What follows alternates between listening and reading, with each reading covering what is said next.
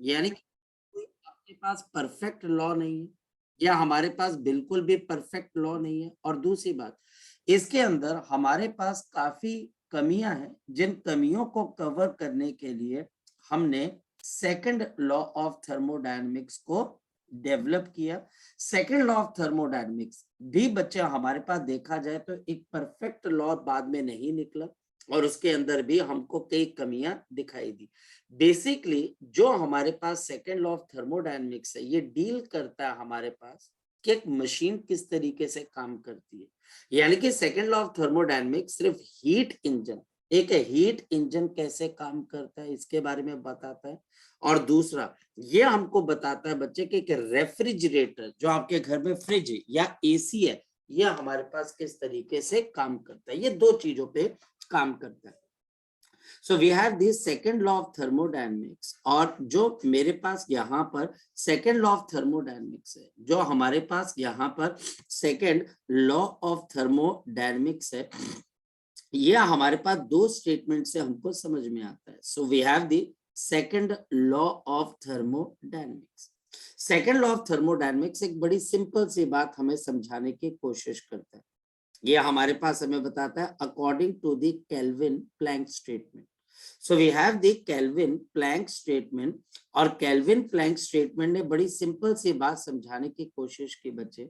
No no ये self acting machine in this universe, no self acting machine, no self acting machine in this universe, in this universe, in this universe, in this universe is able to, is able to, ध्यान से समझना, is able to convert, it is able to convert all the heat provided into useful work.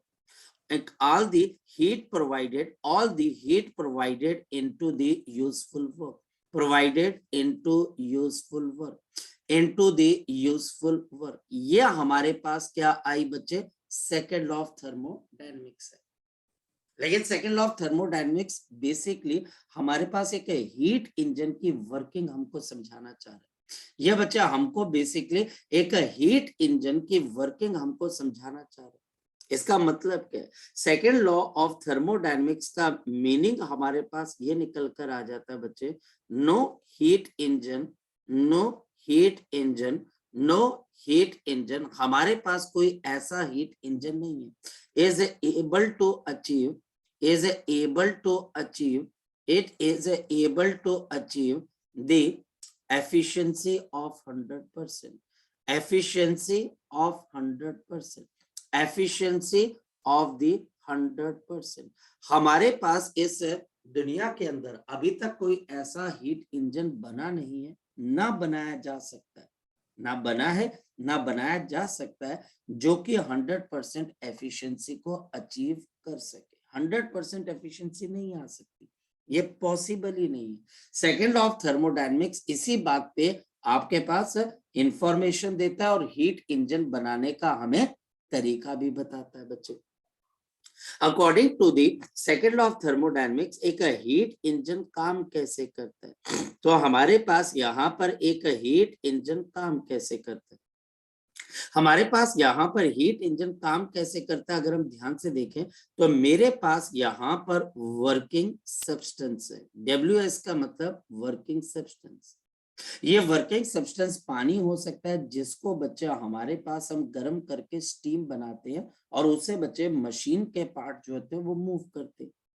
और ये working substance बच्चा हमारे पास किसके साथ जुड़े होते हैं, these are joined towards the wheel of the, this is the wheel of the, आपके पास यहाँ पर कार आ गया या wheel of the system, train आ गया, कुछ भी आप इसके साथ इसको जोड़ सकते हैं, या फिर हम इसको पिस्टन के साथ जोड़ देते हैं, हम इसको पिस्टन के साथ जोड़ देते हैं और पिस्टन आगे किसी और चीज के साथ जुड़ा हुआ जो काम हम यहाँ पर करना चाहते हैं, वर्किंग सब्सटेंस। यहाँ पर वर्किंग सब्सटेंस जुड़ा होता है बच्चा हमारे पास किसके साथ, ये हमारे पास जुड़ा होता है एक सोर्स के साथ, ये हमारे पास एक सोर्स के साथ जुड़ा होता है जो आपको हीट प्रोवाइड करता है। ये सोर्स हमारे पास T1 डिग्री केल्विन के ऊपर होता है। रिमेंबर, यहाँ पर कभी भी आपने टेम्परेचर को डिग्री सेल्सियस में लेना, ये हमेशा केल्विन होता है। ये सोर्स हमारे पास जो रहता है, इसकी इनफाइनाइट थर्मल कैपेसिटी है। इनफाइनाइट हमारे पास यहाँ पर थर्मल कैपेसिटी है, इसके हमारे पास इनफाइनाइट थर्मल कैपेसिटी है। तो इनफाइनाइट थर्मल कैपेसिटी होने की वजह से हमारे पास इसका टेम्परेचर कभी डाउन नहीं होता। अब जितनी मर्जी इससे हीट ले लो।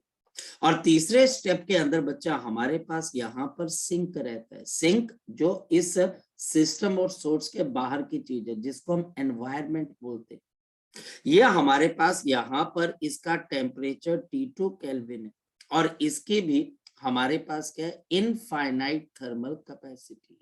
इसकी भी हमारे पास इनफाइनाइट थर्मल कैपेसिटी है। इनफाइनाइट थर्मल कैपेसिटी का मतलब ये हमारे पास एक ऐसी चीज है जिसके अंदर से आप जितनी मर्जी हीट दे दो, वो बच्चे अपने टेम्परेचर को चेंज नहीं करेगा। ये अजम्पशंस है। रियलिटी के अंदर ऐसा कुछ नहीं होता है। ये एक सिंप्लीफाइड वर्जन है ताकि आप हीट इंजन की वर्किंग को अंडरस्टैंड कर पाए। अब ये हीट इंजन चलेगा कैसे, और इसका ऊपर वाले स्टेटमेंट से क्या लेना देना, जरा चेक करते हैं। इसका मतलब क्या है बच्चे, ये वर्किंग सब्सटेंस सबसे पहले बच्चा हमारे पास क्या करेगा, हीट आपके पास एब्जॉर्ब करेगा। अब ये हीट कहां से एब्जॉर्ब करेगा बच्चे, बताओ शाबाश। ये सोर्स में से हीट को एब्जॉर्ब करेगा। ये हीट को एब्जॉर्ब करेगा ताकि ये वर्क डन कर सके। यानी हीट के एब्जॉर्प्शन हमारे पास यहाँ पर क्या आ जाती है, इनपुट। ये हमारे पास इनपुट है, मतलब ये मैं यहाँ से पहले हीट को निकालूंगा, हीट को एब्जॉर्ब करूंगा। कहां से बच्चे, ये यहाँ पर टेम्परेचर आपके पास बच्चे यहाँ पे T1 से। इसके बाद यहाँ पर जो मैंने हीट एब्जॉर्ब की, इससे बच्चे मैं यहाँ पर कोई ना कोई क्या करूंगा, वर्क डन करूंगा। यहाँ पर दूसरे स्टेप के अंदर मैं इसमें से वर्क डन करूंगा। और तीसरा केस, जो बची हुई हीट है, जो बची हुई हीट है वो मैं किसको प्रोवाइड कर दूंगा बच्चे, यहाँ पर सिंक को प्रोवाइड करूंगा। और जो बची हुई हीट है उसको मैं रिलीज कर दूंगा। और उसको मैं किस में रिलीज कर दूंगा बच्चे, सिंक के अंदर मैं जाकर रिलीज कर दूंगा। मैं जाकर बच्चे उसको यहाँ पर सिंक के अंदर क्या कर देता हूँ बच्चे, रिलीज कर देता हूँ।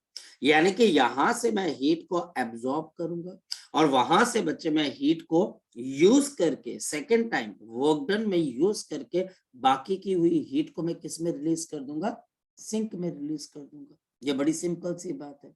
तो इसका मतलब मेरे पास ये हीट इंजन कुछ इस तरीके से काम कर रहा है।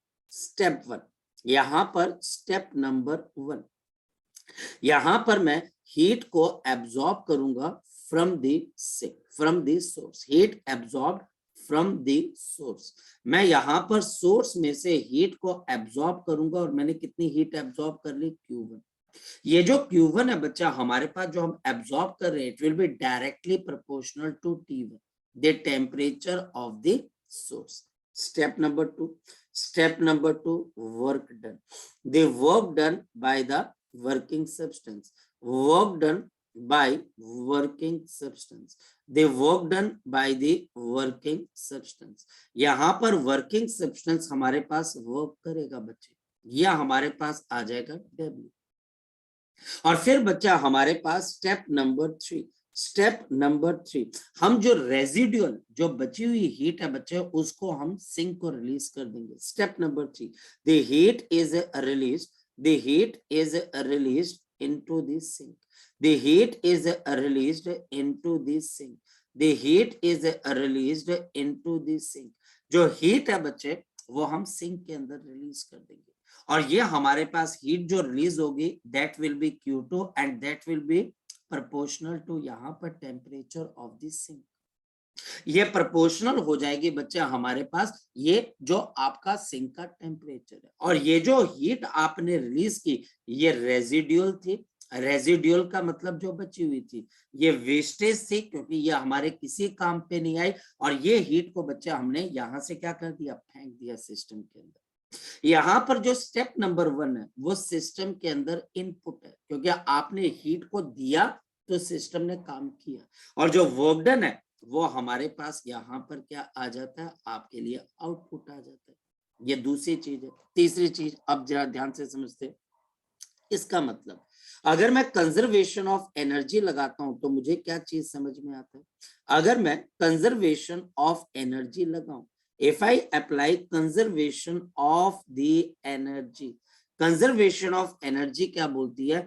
जो भी आपने हीट एब्जॉर्ब की, that is converted into work done plus heat released into the sink. ये हमको यहाँ पर समझाया जाता है कि भाई जो आपने हीट को एब्जॉर्ब किया, जो हीट आपने यहां से एक्सट्रैक्ट की, उसका कुछ पार्ट से आपने वर्क डन कर लिया और बाकी पार्ट को आपने सिंक के अंदर फेंक दिया। देयरफॉर यहां पर बताओ बच्चे, therefore the work done will be equal to किसके बराबर आ जाएगा? This will be Q1 minus of Q2। ये हमारे पास आ जाएगा। And now the efficiency of the heat engine, the efficiency of heat engine, मेरे पास यहां पर हीट इंजन की एफिशिएंसी किसके बराबर होगी? यहां पर एफिशिएंसी ऑफ हीट इंजन देखो किसके बराबर होगी? आपके पास एफिशिएंसी ऑफ हीट इंजन क्या होता है? आउटपुट, आपने वर्क डन किया, डिवाइडेड बाय इनपुट, कितनी हीट को एब्जॉर्ब किया। ये हमको यहाँ पर पता होना चाहिए। इसके अंदर से हमारे पास वर्क डन किसके बराबर है? Q1 minus of Q2 divided by, मेरे पास यहाँ पर Q1 आ गया। और या फिर बच्चे हमारे पास यहाँ पर Q1 upon Q1 minus of Q2 upon आपके पास Q1 आ गया। अब Q1 से Q1 आपके पास क्या हो गया? डिवाइड हो गया। Q1 से Q1 आपके पास क्या हो गया? डिवाइड हो गया। देयरफॉर इस वजह से बताओ efficiency of a heat engine किसके बराबर है? 1 minus heat delivered to the sink, जो कि आपने डिलीवर कर दिया सिंक को, डिवाइडेड बाय हीट एक्सट्रैक्टेड, और आपने कहां से हीट एक्सट्रैक्ट की है बच्चे? सोर्स में से हीट एक्सट्रैक्ट की। या फिर मेरे पास यहां पर इसको 1 minus temperature of this sink divided by temperature of this source. लेकिन ये दोनों चीजें हमारे पास किसके अंदर होनी चाहिए? केल्विन के अंदर। ये हमारे पास एफिशिएंसी आ जाएगी। और एफिशिएंसी निकालने के लिए परसेंटेज के अंदर आपको इसको मल्टीप्लाइड बाय 100 भी करना पड़ेगा, मल्टीप्लाइड बाय 100 भी करना पड़ेगा। तो ये हमारे पास यहाँ पर क्या आ जाते हैं? केसेस आ जाते हैं, जो कि हमको यहाँ पर समझाते हैं कि काम करना कैसे, काम होगा किस तरीके से, आप क्वेश्चन करोगे कैसे। जैसे मेरे पास यहाँ पर क्वेश्चन आ जाता है, calculate efficiency of a heat engine, calculate the heat engine efficiency. मेरे को हीट इंजन की एफिशिएंसी आपने बतानी है। Calculate the heat engine efficiency if, अगर मेरे पास the temperature of the sink is 300 kelvin, now this is 300 kelvin, and the temperature of the source is, and the temperature of the source is 600 kelvin। और जो temperature of source है बच्चे, वो हमारे पास यहाँ पर कितने के बराबर आ जाता है बच्चे? ये हमारे पास आ जाता है 600 केल्विन। ये हमको यहाँ पर अब समझ में आना चाहिए। चलिए आगे की तरफ को चलते। तो हमारे पास यहाँ पर अब देखते कि इसका सोल्यूशन हमारे पास किस तरीके से आ जाता है। So we can write down the eta is equal to 1 minus temperature of the sink divided by temperature of the source। जरा आगे चले, this is 1 minus 300 divided by 600, और this will be 1 minus of a half is equal to half, or we can write down the efficiency is half into 100, and half into 100 percentage के अंदर क्या आ जाता है बच्चे? This is 50%। ये हमारे पास यहाँ पर 50% आ जाता है। आई थिंक सो सब बच्चे इसको कैलकुलेट कर पा रहे होंगे और समझ भी पा रहे होंगे कि हम क्या बताने की कोशिश कर रहे हैं। ठीक है, ये वाली चीज। मैं आगे चलूं बच्चे? चलूं बच्चे मैं आगे की तरफ? समझ में? हाँ बोलो बोलो। सर वैसे ये हीट इंजन हम मतलब किधर इस्तेमाल करते हैं सर? मतलब ये हीट इंजन जो आपके गाड़ियां हैं, जो आपके ट्रेन हैं, वो हीट इंजन का ही तो हिस्सा है बच्चे हमारे पास। Petrol engine, diesel engine. हाँ बोलो बच्चे। और सर एक चीज पूछनी थी, जैसे ये फॉर्मूला है 1 minus Q delivery by deliver divide by Q extract. Sir इसमें भी तो 100% मल्टीप्लाई बाय 100% कर सकते हैं ना सर? कर सकते हैं बच्चे, वो तभी बच्चे मैंने लास्ट में लिखा है कि अगर टीचर परसेंटेज पूछता है तो you have to just multiplied by 100।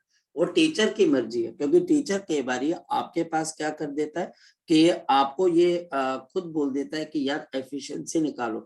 ये कई बार टीचर एफिशिएंसी परसेंटेज में पूछ ले लेता है, तो आप मल्टीप्लाइड बाय 100 कर लीजिएगा, वो हमको समझ में आती है। इतनी मैथमेटिक्स हम छोटी क्लास से पढ़ते आ रहे होते हैं, है ना, कि परसेंटेज में कन्वर्ट करना है तो क्या कर देना है, मल्टीप्लाइड बाय 100। मल्टीप्लाई बाय और 100 अगर परसेंटेज गिवन है तो फिर क्या करना है बच्चे डिवाइड हमारे बाय पास, 100 बताओ। बिल्कुल, डिवाइड बाय तो 100। डिवाइड बाय 100 इतना हमें पता होता है, तो वो हम कर लेंगे, ठीक है। नहीं तो हाफ पे क्वेश्चन आ जाएगा कि आपकी एफिशिएंसी हाफ के बराबर। चले आगे की तरफ बच्चे, यस चले सर। आगे की तरफ, चलो। Yes sir. अब हमारे पास यहाँ पर नेक्स्ट क्वेश्चन आ जाता है। हमारे पास यहाँ पर नेक्स्ट क्वेश्चन देखिए किस तरीके से आ जाता है कि इफ द एफिशिएंसी, अगर बच्चा हमारे पास यहाँ पर efficiency of a heat engine, अगर मेरे पास हीट इंजन की एफिशिएंसी बच्चे 1/3 के बराबर, 1/3 के बराबर है बच्चे, याद रखना बच्चे। Calculate the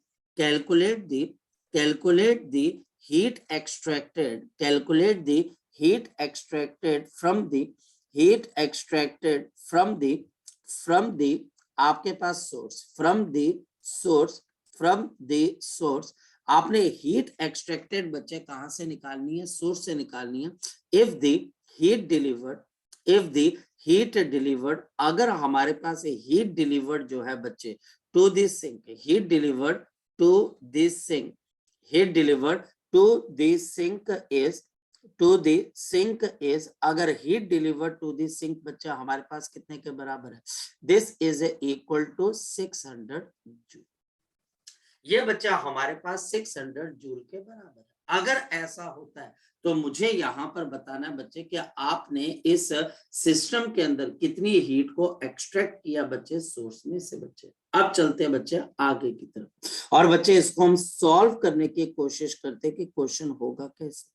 so we have the efficiency is equal to, हमारे पास 1 माइनस, यहाँ पर आपके पास क्या आ जाता है, हीट डिलीवर्ड जो आपने यहाँ पे डिलीवर की बच्चे, डिवाइडेड बाय हमारे पास क्या आ जाता है, हीट जो आपने यहाँ पर एक्सट्रैक्ट की बच्चे।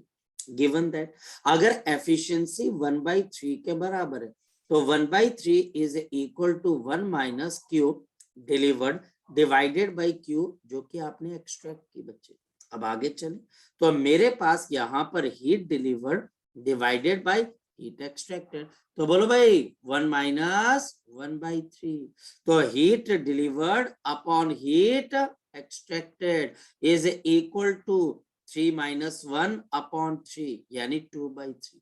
यानी क्या हमारे पास यहाँ पर क्या आ गया, क्या आपके पास Q delivered divided by Q extracted is equal to 2/3 and therefore, और इस वजह से हमारे पास Q एक्सट्रैक्टेड किसके बराबर है, 3/2 मल्टीप्लाइड बाय Q डिलीवर्ड। तो हमारे पास 3/2 इंटू Q डिलीवर्ड जो हमने यहाँ पे डिलीवर किया है वो हमारे पास कितने के बराबर है, 600 जूल्स के बराबर है। So this will B 600 joule. अगर हम इसको यहाँ पर कैंसिल कर दे 300, 3 इंटू 300 900 जूल हमारे पास इसका आंसर आ जाएगा। जी लग गया पता, हमारे पास लग गया पता, क्वेश्चन सॉल्व हो गया। बहुत मुश्किल तो नहीं है, नो बहुत आसान है। सो अब हमारे पास इससे रिलेटेड आपके पास कोई भी क्वेश्चन आएगा वो घुमा फिरा कर आएगा। जैसे टीचर आपको टेम्परेचर जानबूझ के डिग्री सेल्सियस में देगा, आपको वो टेम्परेचर इसमें कन्वर्ट करना होगा केल्विन के अंदर। टीचर आपको यहाँ पर बोलेगा भैया मुझे एफिशिएंसी बढ़ानी है एक चीज को कांस्टेंट रख के, तो बताओ हमारे पास मैं क्या ऐसा कर दूं, क्या उसके अंदर चेंजेस लेके आ जाऊं। फॉर एग्जांपल मेरे पास यहाँ पर एक क्वेश्चन बच्चा आपके पास ऐसे आ जाता है, ध्यान से समझना। टीचर अब मुझे ये बोल देता है कि लेट द एफिशिएंसी, हमारे पास efficiency of a heat engine, efficiency of the heat engine, मेरे पास एक हीट इंजन की जो एफिशिएंसी है बी आपके पास ईटा 1, ठीक है, ये हमारे पास कोई एफिशिएंसी है। Now we want to improve the efficiency, we want to improve efficiency, we want to improve efficiency, हम चाहते हैं कि हम इसकी efficiency को बढ़ा दें।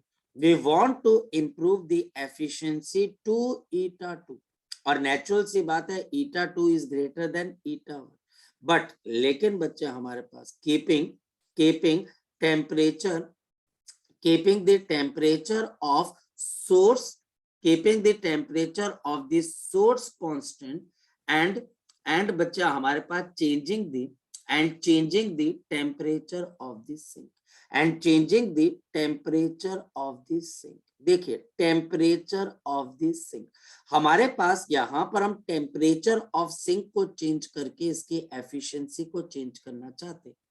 ये देखो कैसे हो जाएगा हमारे पास, क्योंकि हमारे पास यहाँ पर आपके पास how this can be possible, how this can be possible, how this can be possible, ये कॉन्सेप्चुअल क्वेश्चन है।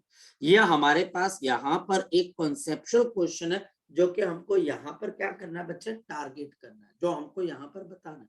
देखिए कैसे बताएंगे, सॉल्यूशन, फोकस करना बच्चा हमारे पास। ये हम यहाँ पर कैसे फोकस करेंगे, मेरे पास यहाँ पर अगर देखा जाए तो एफिशिएंसी किसके बराबर होती है, हमारे पास 1 minus temperature of the sink और डिवाइडेड बाय बच्चा हमारे पास टेम्परेचर ऑफ द सोर्स। इसकी एफिशिएंसी मुझे 100% चाहिए, बिल्कुल 100% चाहिए कि ये 100% एफिशिएंट हो जाए।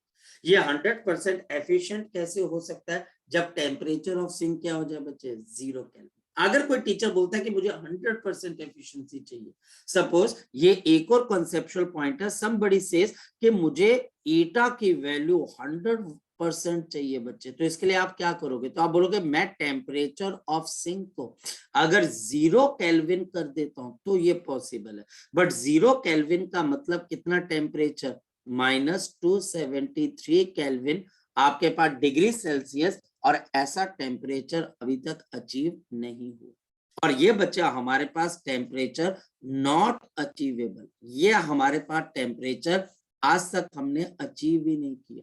तो बच्चा हमारे किसी हीट इंजन की एफिशिएंसी 100% नहीं हो सकती।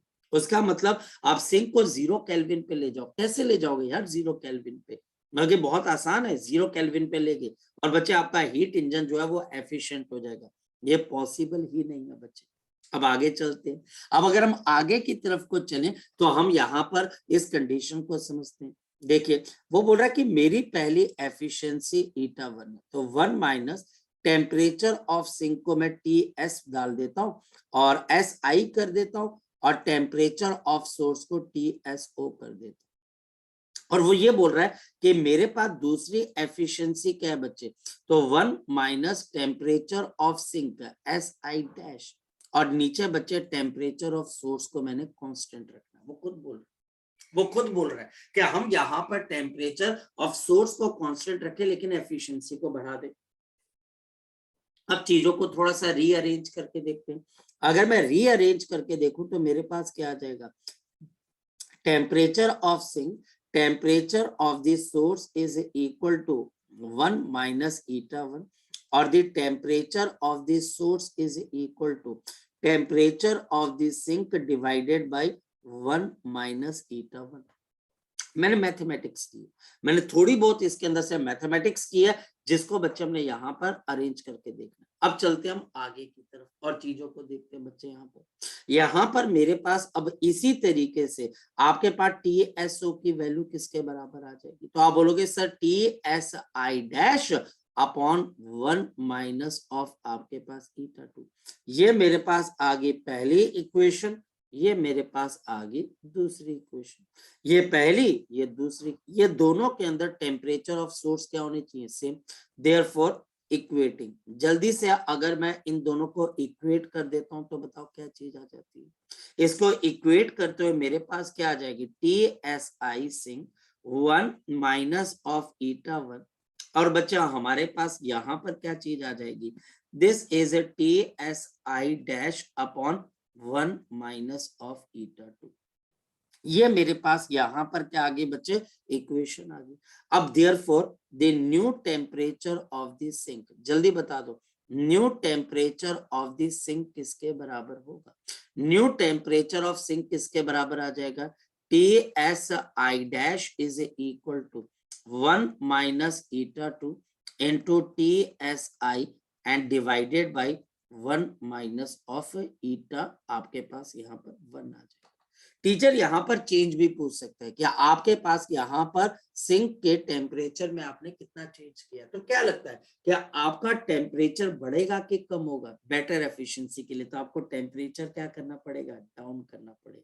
आप सिंक का टेम्परेचर सोर्स के मुकाबले जितना कम करते जाओगे, आपकी एफिशिएंसी उतनी बड़ी होती जाएगी। तो ये पॉइंट है बच्चा हमारे पास कि अगर टीचर बोलता है कि मेरे पास मुझे एफिशिएंसी बढ़ानी है तो मैं क्या करूं, तो आप उसको क्या राय दोगे, सोर्स का टेम्परेचर बढ़ाना कि सिंक का टेम्परेचर कम करना? बताओ प्रैक्टिकल क्या चीज है, प्रैक्टिकल क्या चीज है और सलाह क्या दोगे बच्चे? चलो ये दो अलग अलग क्वेश्चन है। तो प्रैक्टिकल बच्चा हमारे पास ये है कि आप सोर्स का टेम्परेचर बढ़ा दो, लेकिन आपके पास बच्चे थ्योरेटिकल ये चीज है बच्चे कि आप सिंक का टेम्परेचर डाउन कर दो। ये भी एक कॉन्सेप्ट है बच्चे, याद रखना। अगर कोई टीचर आपको बोलता है कि हीट इंजन की एफिशिएंसी को बढ़ाना है, मैं क्या करूं आप उसको पहले बोलोगे सिंक का टेम्परेचर डाउन कर दो।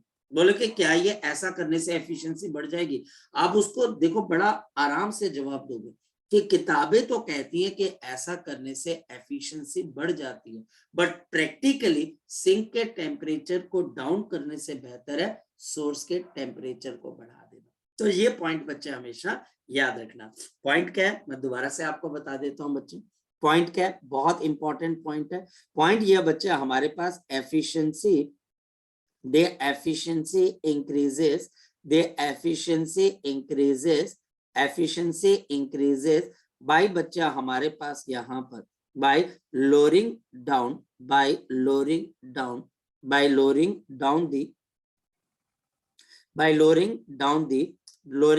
the temperature of the sink, यानी कि हम सिंक के टेम्परेचर को लोअर करने से एफिशिएंसी आपके पास इंक्रीज हो जाती है। But this is not practical,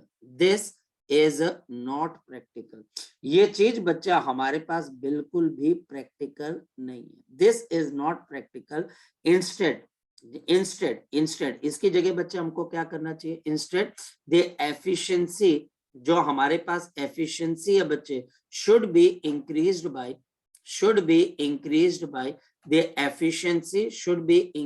by ये बच्चा हमारे पास इंक्रीज होनी चाहिए। the efficiency should be increased by, आपके पास यहाँ पर क्या आ जाएगी, increasing the temperature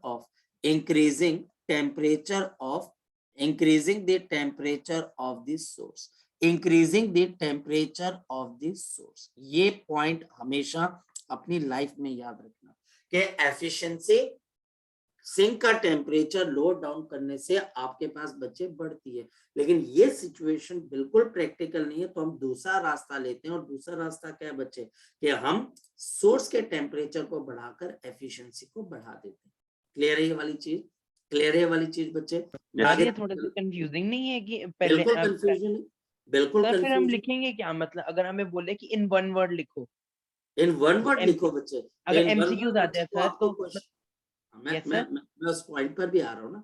in one word बच्चे वो आपको यहाँ पर आपको जो ना वो हिंट भी देगा बच्चे आपके पास, आया ना, कि I have got the 2 engines A and B, ठीक है, और मैं यहाँ पर बी का सिंक का टेम्परेचर डाउन कर रहा हूँ, और जो है बच्चे यहाँ पर मैं क्या कर रहा हूँ, सिंक का टेम्परेचर मैं डाउन कर रहा हूँ और ए का मैं यहाँ पर कोई चेंज नहीं कर रहा हूँ। तो क्या होगा, तो आप बोलोगे उसके सिंक के टेम्परेचर को डाउन करने से आपके पास क्या होगा, उसकी एफिशिएंसी बढ़ जाएगी। या टीचर बोलेगा मैं सोर्स का टेम्परेचर बढ़ा रहा हूँ तो क्या होगा, तो आप बोलोगे एफिशिएंसी बढ़ जाएगी। कंफ्यूजन कहां पर होगी, जब टीचर इन दोनों में से बेटर मेथड पूछेगा कि बेटर मेथड कौन सा। यानी कि टीचर आपसे दो चीजें बोलेगा कि प्रैक्टिकली क्या चीज है, और बच्चे किताबी चीजें क्या बोलती है प्रैक्टिकली, यानी कि जमीनी हकीकत क्या है बच्चे, रियलिटी क्या है आपके पास। कोई पर्सन बोलता है यार मुझे हीट इंजन चाहिए, बहुत एफिशिएंट चाहिए, बहुत एफिशिएंट चाहिए, तो बोलते हैं अच्छा बहुत एफिशिएंट चाहिए तो वो आपको वो एक फॉर्मूला लिख के देगा, बोलेगा देख एफिशिएंसी होती है 1 minus temperature of the sink divided by temperature of the source, और वो बोलता है कि मुझे 100% यानी एफिशिएंसी 1 चाहिए। तो फिर वो पर्सन बोलेगा अच्छा ऐसा करो, सिंक का जो टेम्परेचर है वो 0 केल्विन कर दो, तो आपकी एफिशिएंसी क्या हो जाएगी, बढ़ जाएगी। जैसे हम कहीं पर जाते हैं किसी पर्सन से बात करने के लिए, किसी चीज का सोल्यूशन पूछने के लिए, तो वो कुछ भी उसके मन में आता है वो आपको बोल के आपको भगा देता है। अब आप आ गए, आपको लग गया कि अच्छा टेम्परेचर ऑफ सिंक 0 केल्विन, और आप कन्विंस भी हो जाते हो। आप क्यों कन्विंस हो जाते हो शौर्य बताओ? क्योंकि आप बोलोगे eta is equal to 1 minus 0 upon temperature of the source something upon 0 upon something 0, तो 1, तो 1 का मतलब 100%। बिल्कुल सही बोला, करेक्ट है कि अगर मैं 0 केल्विन का टेम्परेचर कर दूं तो मेरी एफिशिएंसी 100% आ जाती है। आप खुश होकर ताली मार के बच्चे बाहर आ जाते हो, लेकिन असली प्रॉब्लम अब शुरू होती है। इस सोर्स को आपने यहां पर अब छेड़ना नहीं, आपने सिंक को छेड़ना, यानी कि सिंक को ठंडा करना। सिंक को ठंडा करना बच्चे बहुत बहुत बहुत मुश्किल है बच्चे, क्योंकि इसके लिए फिर आपको एक मशीन चाहिए। और बच्चे आप यहाँ पर सिंक को जब ठंडा करने लगते हो तो आपको लगता है यार एफर्ट ही बहुत ज्यादा, क्योंकि आपको यहाँ पर सिंक को ठंडा करने के अंदर बहुत आपको हीट निकालनी है उसके अंदर से, आपको उसमें से हीट निकालनी है। और इस केस में आपको लगता है यार ये तो ज्यादा मुश्किल है। और सोर्स को गर्म करना मतलब एक आग लगा दी, सोर्स गर्म हो गया, तो वो तो ज्यादा बेहतर मेथड है। तो इसका मतलब यहाँ पर इसके 2 आंसर्स होते हैं, बिल्कुल 2 आंसर्स है। कंफ्यूजन बिल्कुल जायज है क्योंकि आंसर भी 2 है, क्योंकि टीचर कैसा क्वेश्चन पूछेगा आप वहां पर बच्चे जवाब भी तो वैसे ही दोगे। आप बच्चे यहाँ पर ऐसा थोड़ी ना बच्चे कि अगर कोई पर्सन है बच्चा हमारे पास और वो पर्सन ने मूछे कटा ली, दाढ़ी मूछे कटा ली, तो आप बोलोगे कि सर आप मेल ही नहीं रहे, आज आप फीमेल रह गए क्योंकि आपने दाढ़ी मूछ कटा ली। ये थोड़ा ना कोई लॉजिक होता है।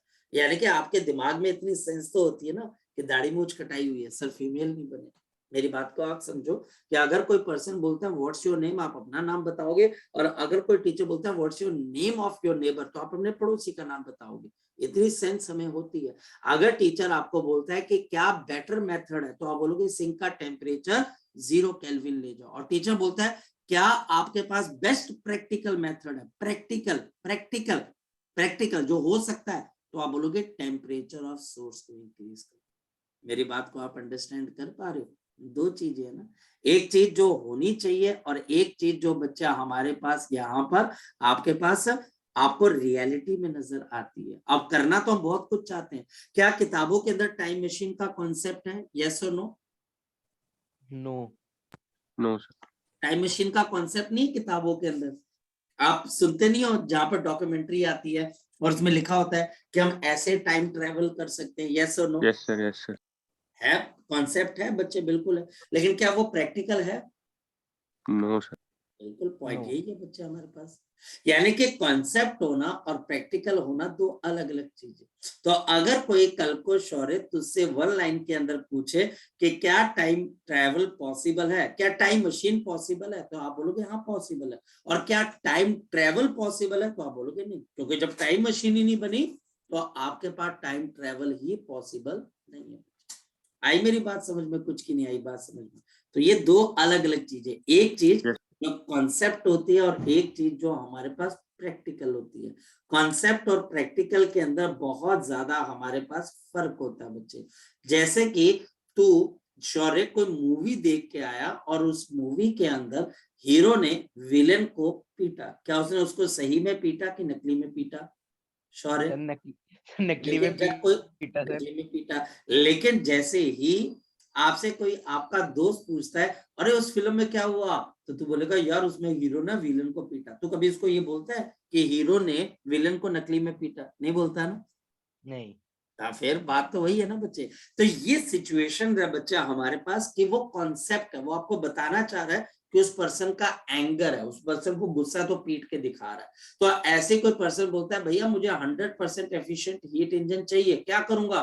तो मैं टेम्परेचर ऑफ सिंक को डाउन कर दूं, लेकिन ये प्रैक्टिकली पॉसिबल नहीं है, इम्पॉसिबल है। तो इसके बजाय हम सोर्स की एफिशिएंसी को सोर्स की एफिशिएंसी नहीं, सोर्स के टेम्परेचर को बढ़ा देते हैं। और रेस्ट, क्या ये क्वेश्चन आपको आएंगे कि नहीं आएंगे? तो यहाँ पर बच्चे थर्मोडायनेमिक्स में अगर आप ज्यादातर देखें बच्चे, तो थ्योरेटिकल क्वेश्चन थोड़े कम पूछे जाते हैं, इंस्टेड बच्चे न्यूमेरिकल ज्यादा पूछे जाते हैं। और मैं यहाँ पर पूरी कोशिश करता हूँ कि आपका कोई भी न्यूमेरिकल ना अटके, केवीपीवाई से लेके आपके बच्चे जेई एडवांस तक के सारे न्यूमेरिकल, इंक्लूडिंग स्कूल लेवल के भी, मैं सारे क्वेश्चंस बच्चे आपको करवाने की कोशिश करता हूँ। बच्चे देखो, ये है भी हरकुलेस टास्क भी है बच्चे। हरकुलेस का मतलब बच्चे आप ये समझो कि 81 से लेके 2021 तक के जितने पेपर हुए, उनके सबके क्वेश्चंस को एक जगह पे इकट्ठा रखकर बच्चे उनको सॉल्व करवाना, ये भी तो बड़ी खतरनाक सिचुएशन होती है। तो कोशिश है बच्चे, और बाकी ये बच्चे क्या आपको भी थोड़ा थोड़ा इसके अंदर से, जैसे शौर्य, जैसे टीचर बताए, तो ये क्वेश्चन आंसरिंग करते रहना है कि सर आप कहना क्या चाह रहे हो, इसका मतलब क्या है, ये कैसे है, वो कैसे है। तो ये बोलते रहोगे तो अपने आप बच्चे चीजें बेटर ढंग से बच्चे समझ में आनी शुरू हो जाएगी।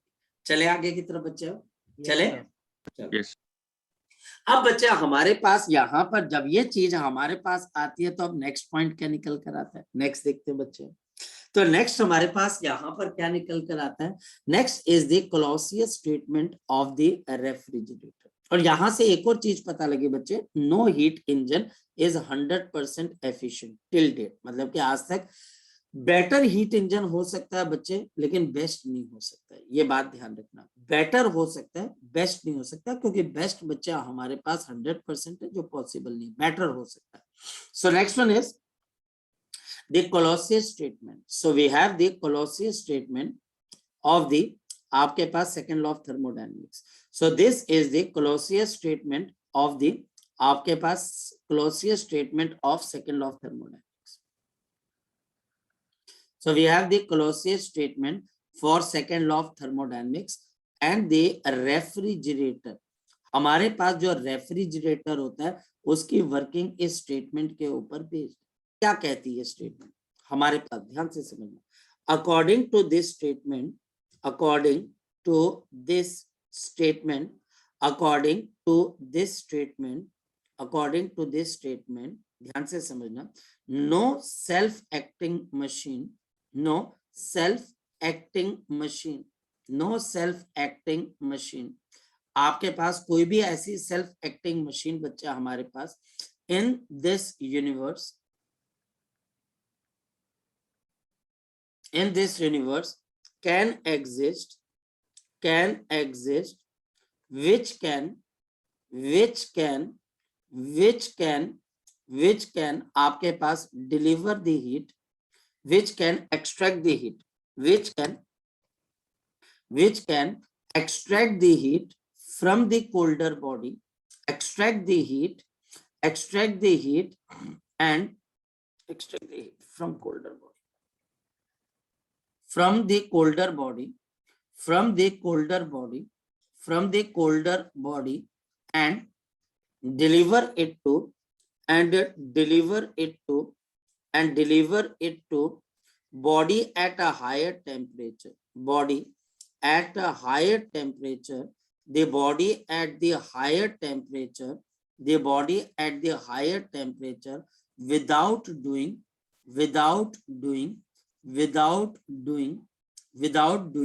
work first, without doing work first, without doing the work first. ये हमारे पास कोलोसियस स्टेटमेंट है, जिसके बेसिस पे हमारे पास हमारा फ्रिज चलता है। हमारे पास फ्रिज से रिलेटेड मैं आपसे दो क्वेश्चन पूछता हूँ। नंबर 1, क्या आपका फ्रिज चलने के लिए या आपका फ्रिज बच्चे जब हमारे पास वर्क करता है उसमें किसी किस्म के गैस का इस्तेमाल होता है बच्चे? Yes sir. और उस गैस के लिए आप कंप्रेसर वर्ड का यूज करते हो? यस। आप बोलते हो कि हमारे फ्रिज के अंदर कंप्रेसर है और बच्चे गैस भी होती है। कैसे पता? हम फ्रिज का दरवाजा ज्यादा देर तक खोलते नहीं, और अगर हम फ्रिज के माल फंक्शनिंग देखते हैं तो सबसे पहले जो पर्सन आपके घर में फ्रिज देखने आता है वो क्या बोलता है बच्चे? वो ये बोलता है कि मैं चेक कर लेता हूँ इसकी गैस तो नहीं खत्म होगी। तो गैस इसके अंदर प्रेजेंट होती है, क्लियर। और एक कंप्रेसर भी होता है। अब कंप्रेसर मतलब वो क्या करेगा? कंप्रेस करेगा। किसको कंप्रेस करेगा? गैस को कंप्रेस करेगा। और बच्चे दूसरी चीज बच्चा हमारे पास यहाँ पर ये आ जाती है कि क्या आपकी फ्रिज लगातार चलती रहती है, कि वो चलती है फिर बंद होती है, चलती है फिर बंद होती है, मतलब आवाज 15 मिनट तक करती है फिर वो बंद हो जाती है, फिर वो बच्चे थोड़ी देर के बाद आवाज करते हैं, बोलते हैं ये जो हमारा एसी है या जो हमारा फ्रिज है वो लोड ले रहा है। कभी सुना आपने कि लोड ले रहा Yes, है? sir. घर की लाइट जो होती है एकदम डिम हो जाती है जब फ्रिज चलना शुरू होती है, हाँ या ना? कभी ऑब्जर्व Yes. किया ये वाली यस चीज? सर। तो Yes. इसका मतलब बच्चा हमारे पास इन तीनों चीजों के अंदर आपके पास बहुत गहरा नाता है। हमारे पास फ्रिज के अंदर या एसी के अंदर हमारे पास क्या होती है, गैस होती है, और उस गैस को बच्चे कंप्रेस करवाया जाता है। ये बच्चे कंप्रेस करवाया जाता है, कंप्रेसर इसी काम आता है। वो गैस को जब कंप्रेस किया जाता है तो वो गैस कंप्रेशन की स्टेज पे आकर बच्चे सिंक से जाकर हीट को उठाकर लेके आती है। वो बच्चा हमारे पास सिंक में से जाकर क्या करती है, हीट को उठाकर लेके आती है और सोर्स को डिलीवर कर देती है। उल्टा काम हो गया। पहले बच्चे हम हीट इंजन के अंदर क्या कर रहे थे, बताओ शाबाश? हम हीट इंजन के अंदर क्या कर रहे थे, बोलो शाबाश? हम हीट इंजन के अंदर Overstation. पहले हम बच्चे हीट लेके वर्क डन करके बाकी बची हुई हीट सिंक में दे रहे थे। अब हम बच्चे पहले वर्क डन करते, वो जो बिजली आप यूज कर रहे हो वो बिजली गैस को कंप्रेस करती है, कंप्रेसर में वो गैस कंप्रेस होती है, फिर वो कंप्रेस्ड गैस जाकर सिंक से जाकर चिपक जाती है, और फिर बच्चे वो उस सिंक में से, मतलब कि उस सिंक में से अगर जो हीट बनी हुई है, कोई हीट ज्यादा वहां पर, तो उस हीट को निकाल कर, अब हीट में क्या क्या हो सकते हैं, वहां पर आपने खाने पीने का कोई सामान रखा, वो तो आपने रूम टेम्परेचर पे रखा, तो उसका टेम्परेचर तो ज्यादा माना जाएगा। तो वो जो गैस होती है, वो गैस बच्चे क्या करती है, इन सामानों में से बच्चे हीट को एक्सट्रैक्ट करके कहां पर फेंक देती है, सोर्स की तरफ। तो यहाँ पर फ्रिज का सोर्स कहां पर होता है पता है आपको? जो फ्रिज की बिल्कुल बैक साइड होती है, जहां पर वो कंप्रेसर होता है, जहां पर पिछला हिस्सा, कभी आपने देखा कि फ्रिज का पिछला हिस्सा या फिर एसी का पिछला हिस्सा ठंडा होता है कि गर्म होता है? ठंडा होता है कि गर्म होता है, बोलो शायद? गर्म. गर्म होता है, क्योंकि वो सोर्स है। और जो कैबिन है या एसी का अगला हिस्सा है, जो फ्रिज का कैबिन जहां पर आप वेजिटेबल्स रखते हो, वो सिंक होता है।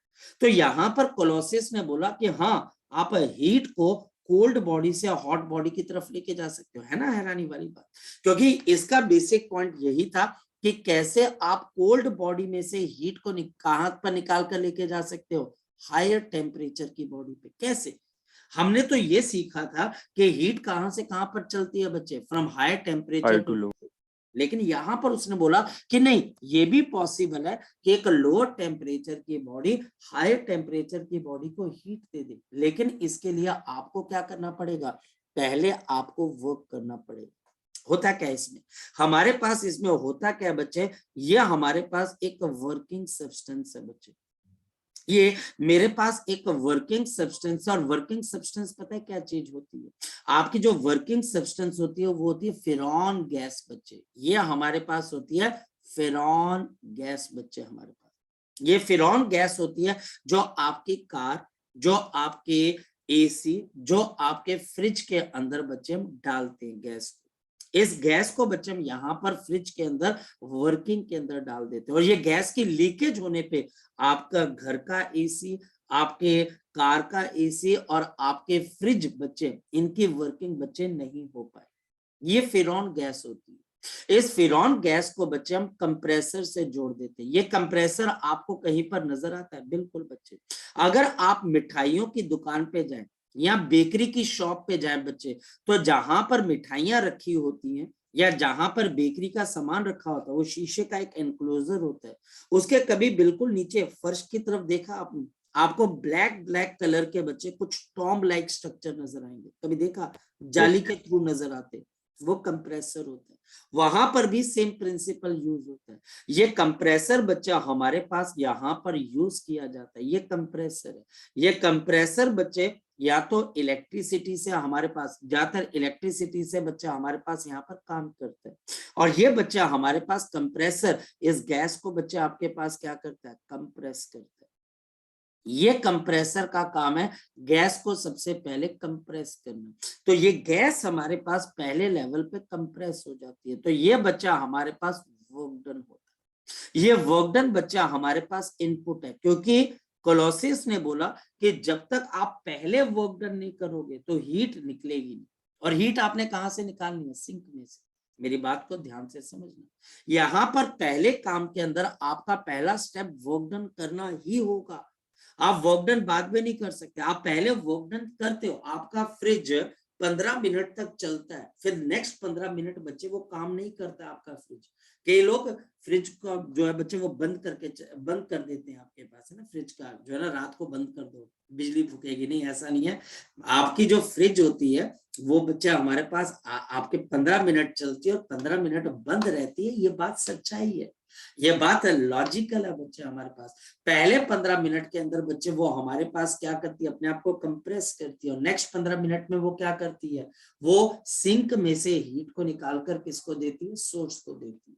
तो हमने यहाँ पर वर्क डन किया, और ये मेरे पास यहाँ पर सिंक है, और यहाँ पर मेरे पास यहाँ पर सिंक है जिसका टेम्परेचर T2 केल्विन के बराबर। अब ये वर्क डन करके यहां से हमारे पास ये हीट क्या होगी? ये हीट को यहां से ट्रेवल करवाएगी। ये वर्किंग सब्सटेंस यहां से हीट को क्या करेगी? एक्सट्रैक्ट करेगी। कहां से एक्सट्रैक्ट करेगी हीट को बच्चे? सिंक में से। सिंक में से हीट को एक्सट्रैक्ट करेगी, और ये यहां पर सोर्स को जिसका टेम्परेचर T2 केल्विन है, ये सोर्स बच्चे जिसका temperature, I am sorry not T2 T1, जिसका टेम्परेचर T1 केल्विन है, ये उसको हीट क्या कर देगी बच्चे? आपके पास डिलीवर कर देगी। ये हमारे पास इसको हीट क्या कर देगी? आपके पास डिलीवर कर देगी। तो ये हमारे पास हीट किसको डिलीवर हो जाएगी? आपके पास ये हमारे पास अभी हीट डिलीवर हो जाएगी सोर्स को। एक तरीके से देखा जाए तो ये हीट इंजन का रिवर्स ही तो हुआ। वहां पर बच्चे हम सोर्स में से हीट लेके वर्क करके बाकी बची हुई हीट सिंक को देते हैं। अब यहाँ पर हम पहले वर्क डन करते हैं, सेकंड नंबर पे हम सिंक में से हीट को निकालते हैं, और थर्ड नंबर के अंदर हम क्या करते हैं? थर्ड नंबर के अंदर हम सारी हीट जो होती है वो हम किसको दे देते हैं? हम दे देते हैं यहाँ पर सोर्स को दे देते हैं। तो यहाँ पर हमारे पास तीन चीजें निकल कर आती है। Number 1 work done. हम यहाँ पर वर्क डन करते हैं to compress gas, to compress the gas. They work done to compress the gas, they work done to compress the gas. यहाँ पर हम वर्क डन करते हैं in order to compress the gas. Number 2 heat is extracted, heat is extracted from the sink, from the sink। हम sink में से heat को extract कर देते हैं। And number third the heat is delivered, और हम यहाँ पर हीट को डिलीवर कर देते हैं आपके पास टू द सोर्स। हम हीट को डिलीवर कर देते हैं किसकी तरफ? सोर्स की तरफ। हम हीट को डिलीवर कर देते हैं किसकी तरफ बच्चे? सोर्स की तरफ हम हीट को डिलीवर कर देते हैं। और हमारे पास ये नंबर 1 स्टेप, नंबर 2 और नंबर 3, नंबर 1 नंबर 2 नंबर 3, ये हमारे पास स्टेप है। यहाँ पर कंजर्वेशन ऑफ एनर्जी के हिसाब से क्या आ जाएगा? द हीट डिलीवर्ड, क्योंकि ये सोर्स की तरफ को जा रही है तो ये ज्यादा होती है। The heat delivered is equal to जो हीट आपने एक्सट्रैक्ट की प्लस आपने जो वर्क डन किया। Therefore, यहाँ पर वर्क डन आपके पास किसके बराबर आ जाता है? The work done is equal to heat delivered minus heat extracted आपके पास आ जाता है। अब यहाँ पर एफिशिएंसी नहीं होती है, यहाँ पर हमारे पास एफिशिएंसी नहीं होती है, यहाँ पर मेरे पास आ जाता है कोएफिशिएंट ऑफ परफॉर्मेंस। तो यहाँ पर मेरे पास क्या आ जाता है? We have the coefficient of the performance. मेरे पास यहाँ पर कोएफिशिएंट ऑफ परफॉर्मेंस आ जाता है, और उसको हम कैसे देखते हैं? It is given by beta. ये हमारे पास बीटा से दिया जाता है, और ये बीटा हमारे पास क्या चीज है? The beta is output upon input. तो इनपुट यहाँ पर वर्क डन है। कोलोसिस ने यही बोला था कि आप पहले वर्क डन करोगे तो हीट आपके सिंक में से कहाँ की तरफ को जाएगी? सोर्स की तरफ जाएगी। आपको पहले वर्क डन करना पड़ेगा, और हमारे पास यहाँ पर हमने क्या करना है बच्चे, यहाँ पर हमारा पर्पस है हम हीट को एक्सट्रैक्ट करना चाहते हैं, हमारा पर्पस है हम सिंक को ठंडा करना है, तो उसमें से हीट को निकालना है, वो हमारा पर्पस है। और अगर हम यहां पर देखा जाए तो हीट एक्सट्रैक्ट है, वर्क डन है, तो यहां पर अब हम क्या लिख सकते हैं, द हीट एक्सट्रैक्टेड अपॉन, आपके पास क्या आ जाएगा, we have the heat delivered minus of a heat extracted, और मेरे पास कोएफिशिएंट ऑफ परफॉर्मेंस किसके बराबर है, this will be equal to, ये हमारे पास किसके बराबर आ जाएगा, यह हमारे पास आ जाएगा टेम्परेचर, आप इसको मैं थोड़ा सा चेंज कर देता हूं, this will be equal to 1 divided by, मेरे पास यहां पर Q delivered upon Q extracted bracket -1, क्योंकि हीट टेम्परेचर के प्रोपोर्शनल है, तो beta coefficient of performance 1 divided by temperature of this source divided by temperature of, हमारे पास यहाँ पर क्या आ जाएगा, सिंक आ जाएगा, and this will be equal to minus of, ये हमारे पास यहाँ पर क्या आ जाएगा, -1 आ जाएगा। सो हमारे पास यहाँ पर कोएफिशिएंट ऑफ परफॉर्मेंस किसके बराबर आ जाएगा, देयरफॉर यहाँ पर हमारे पास कोएफिशिएंट ऑफ परफॉर्मेंस किसके बराबर आ जाएगा, it will be temperature of this sink divided by, आपके पास क्या आ जाएगा, temperature of this source minus of temperature of this sink, minus of temperature of this sink, ये हमारे पास क्या बन जाता है, बीटा, और बीटा हमारे पास क्या बन गया, coefficient of the performance, we have the coefficient of the performance, तो ये मेरे पास कोएफिशिएंट ऑफ परफॉर्मेंस बन जाता है, कोएफिशिएंट ऑफ परफॉर्मेंस। जी, किसी बच्चे को अगर इसमें कोई डाउट है तो वो बच्चा मुझे यहाँ पर पूछ सकता है, यहाँ पर किसी बच्चे को अगर कोई डाउट है तो वो बच्चा मुझे यहाँ पर पूछ सकता है, शाबाश। और यहाँ पर भी all temperature should be measured in, all the temperature should be measured in kelvin, यहाँ पर सारे टेम्परेचर केल्विन के अंदर मेजर होंगे, सारे टेम्परेचर केल्विन के अंदर मेजर होंगे। तो आप देखो क्वेश्चन कितना इजी है, हमारे पास यहाँ पर आपके पास टीचर बोल देता है कि टेम्परेचर ऑफ दिस सिंक, ये मेरे पास आ गया 300 केल्विन, और टेम्परेचर ऑफ दिस सोर्स ये मेरे पास आपके लिए आ गया 900 केल्विन, मैं इजी कर रहा हूं। और अब मुझे यहाँ पर बताना क्या है, ध्यान से समझो कि मुझे यहाँ पर बताना क्या है, टीचर पूछ क्या रहा है, मुझे ये बताना है कि इन दोनों टेम्परेचर्स के बीच में अगर कोई हीट इंजन काम करता है, अगर हमारे पास इन दोनों के बीच में अगर कोई हीट इंजन आपके पास काम करता है, अगर कोई हीट इंजन इन दोनों के बीच में, इन दोनों टेम्परेचर्स के बीच में काम करता है, तो उसकी एफिशिएंसी क्या होगी, जरा देखें, हमारे पास उसकी एफिशिएंसी कितने के बराबर आ जाएगी, तो efficiency is equal to 1 minus temperature of this sink divided by temperature of this source, 1 minus 300 divided by 900, और this will be 1 minus of 1/3, और the answer will be 2/3, multiplied by 100 करोगे तो क्या आ जाएगी, परसेंटेज में एफिशिएंसी। और अगर ये हमारे पास एक रेफ्रिजरेटर की तरह काम करता है, ये रेफ्रिजरेटर की तरह काम करता है, तो हमारे पास एफिशिएंसी नहीं होती है, तब हमारे पास क्या होती है, शाबाश बताओ, तब हमारे पास यहाँ पर क्या होती है बच्चे, बताओ शाबाश, तो हमारे पास यहाँ पर कोएफिशिएंट ऑफ आपके पास परफॉर्मेंस हो जाती है। So we have the coefficient of the performance. So we have the coefficient of the performance जो कि बीटा के बराबर है temperature of this sink divided by temperature of this source minus temperature of this sink. तो ऊपर 300, नीचे मेरे पास यहाँ पर क्या चीज आ जाती है, this can be equal to 900 minus of 300, जल्दी बता दो कितना आ जाएगा, 300 अपॉन 600, तो जल्दी बता दो कितना आ जाएगा, हाफ, और इसको परसेंटेज में नहीं दिया जाता है। रिमेंबर कोएफिशिएंट ऑफ परफॉर्मेंस कभी भी हमारे पास परसेंटेज में नहीं दी जाती है, ये पॉइंट आपको समझ में आ गया, ये पॉइंट आपको समझ में आ गया।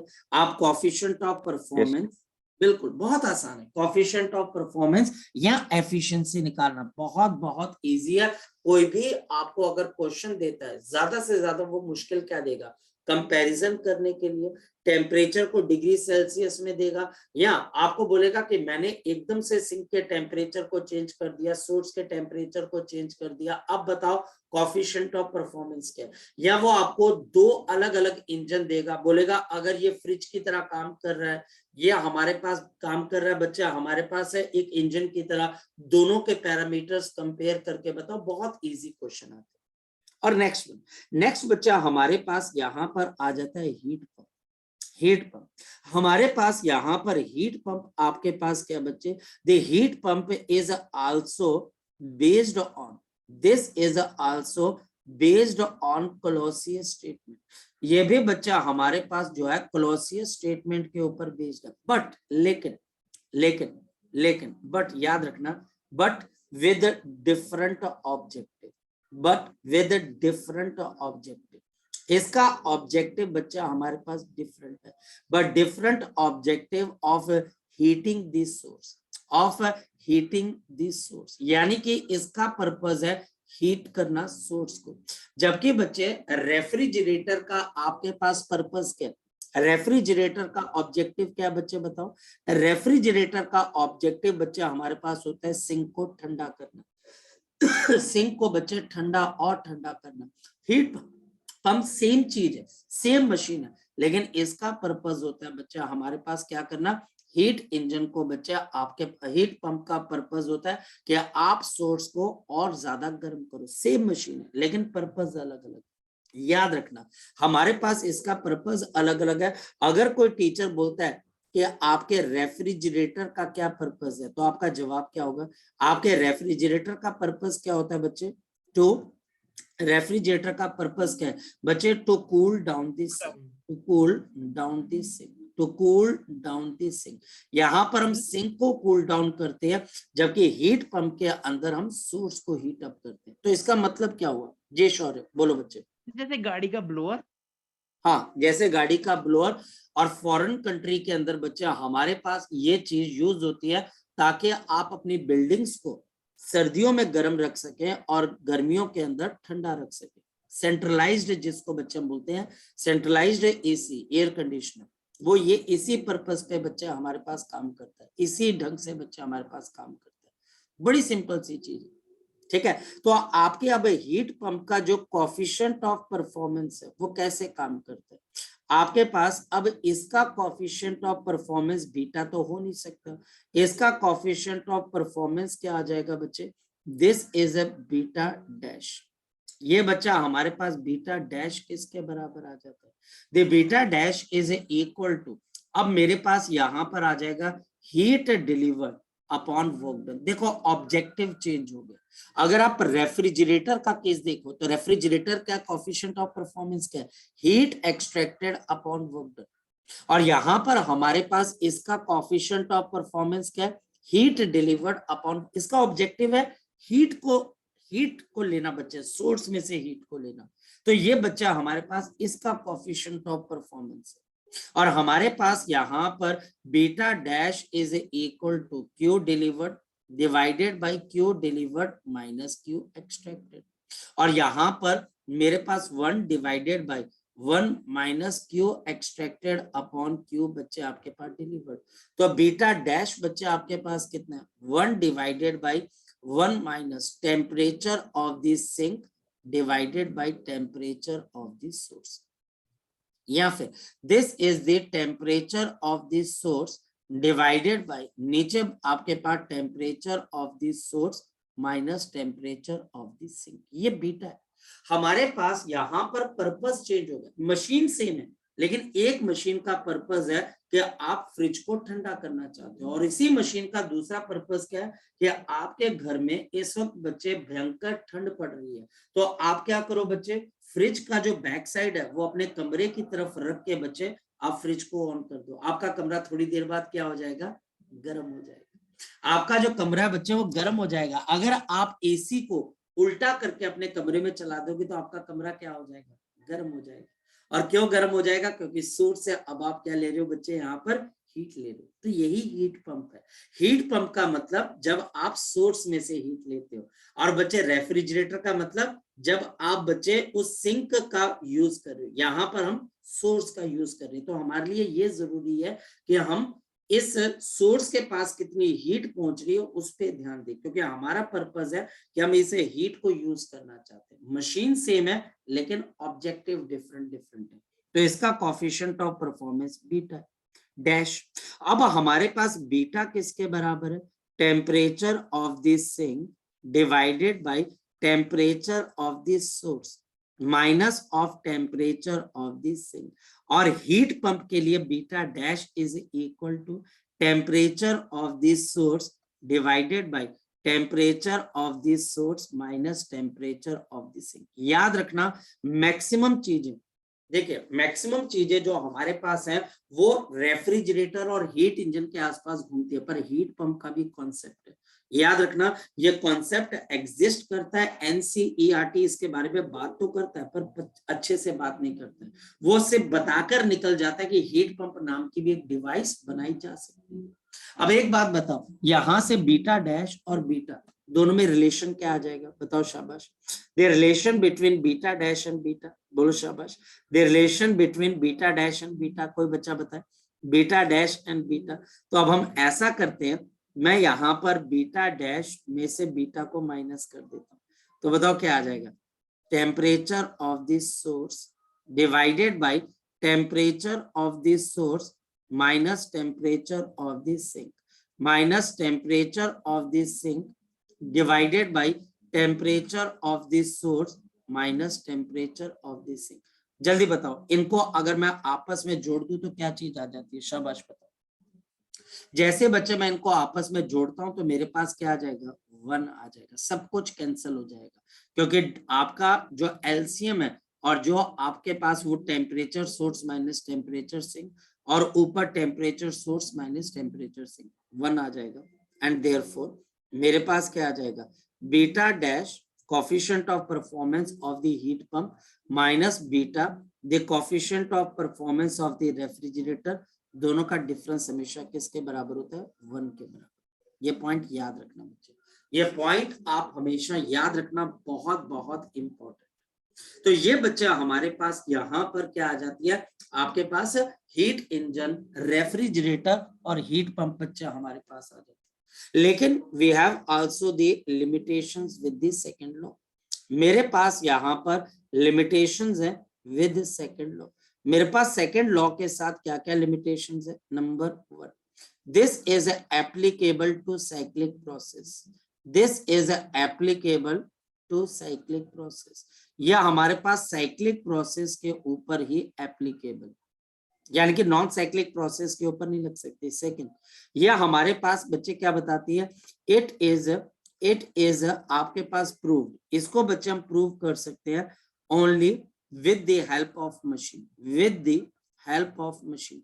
यानी कि आप सिर्फ machine, help of the machine, हम मशीन के हेल्प से ही सेकेंड लॉ ऑफ थर्मोडायनेमिक्स को इंडिकेट कर सकते हैं, सेकेंड लॉ ऑफ थर्मोडायनेमिक्स को एक्सप्लेन कर सकते हैं, और कोई तरीका नहीं है। तो ये लिमिटेशंस है बच्चे।